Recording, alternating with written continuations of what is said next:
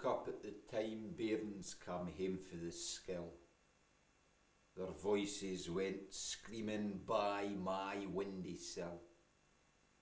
I lay there motionless, minding times when I was a wee lad, about 9 or 10. Life was so easy then, life was so good. This world has grown sleazy since my childhood. I grabbed the wee bottle, I gulped a gosh doon. The bairns' voices faded off into the tune. The licht faded with them, mist hung in the air. I got up off the couch and I sat in the chair. I felt really sad and I started to cry. Drink the hell bottle and see if you die.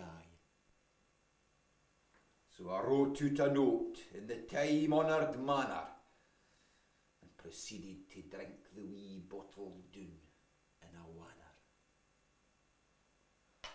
I was out of my body, over my head, still joined to my plexus by a silver thread.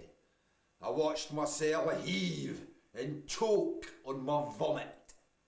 Then in burst 2 policemen with bees in their bonnet.